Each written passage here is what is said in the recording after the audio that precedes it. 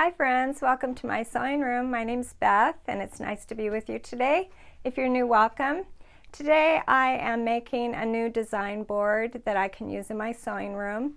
I have been using a design board here with batting using foam board, and I have a little clip that I put on the top that I can hook.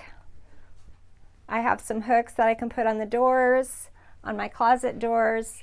But these work really well a lot of places. So it's a lightweight board, and after I have batting on it, I just put that in the middle and hang it where I want, or I set it on the floor. Today I want to make my board just a little bit bigger. So I'm going to take my two foam boards here. I'm going to put a piece of tape in the middle, and I'm going to cover the whole thing so now I can fold it and it will be one piece. So let's try to do that. I'm starting out with my foam board that I have been using the last year or so, and I just took the batting off of the foam board, and I'm going to put my two boards together and make it one larger design wall that I can move around. I'm going to see how it works. I'm just using duct tape, not very pretty. I thought about going to get some pretty duct tape, but save some pennies, and I'm using what I have. And hopefully it will fold after I put the batting on there, and I'm going to add batting. And I also found a flannel sheet at the thrift store that I'm going to put on the outside of the batting. So I cut my batting, my large piece of batting, a little bit bigger, maybe 3 inches all around. And my board now measures, let's see, 40 by 60. And I'm just simply putting that duct tape on, and the first side is pretty straightforward. After that, you kind of have to stretch just a little bit, make sure that your batting is nice and smooth on the front. Pull just a little bit, but you don't want to pull too hard because you don't want to damage the batting. So I'm just going to add my batting, and then I will go around with the flannel sheet after I cut it to size.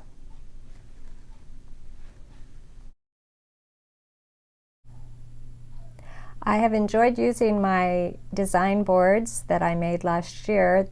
In the past, over the years, I've used the floor.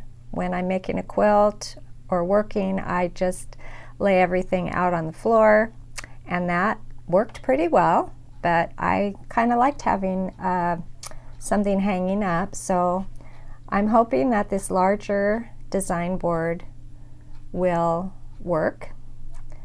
And there's my flannel. It's kind of a fuzzy flannel. It's nice, and I think the quilt blocks will adhere a little bit better to that flannel. And plus I can use pins. I can pin into the batting and the flannel. I could even pin through to the foam board if I want.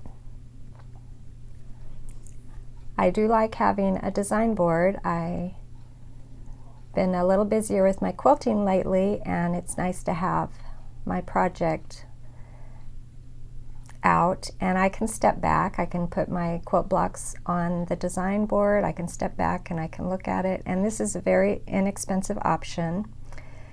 And since I don't have any walls in my sewing room big enough for something like this, this has worked out great. I hang it on the closets, or I hang it right behind me. In this shot right here is the Murphy bed, and it has handles where I can use that clip, and it hooks right on there.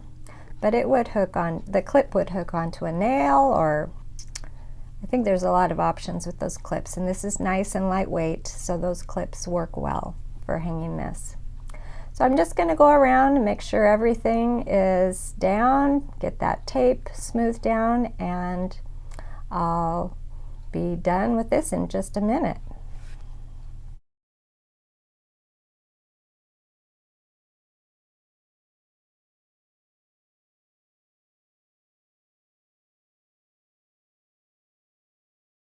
So I'm all done with my simple design wall. It took 2 of those foam boards, some batting that's just a little bit bigger. I used a flannel sheet that I got at the thrift store, to put on the outside of that batting, and I just used some duct tape. It was a real easy project. I really like this clip that I can hook it on. Here it's on my Murphy bed, the handle's on a Murphy bed. It can be hooked on a nail on the wall. Very portable, really easy to put together. If you do one, let me know how it goes, and I'll see you next time.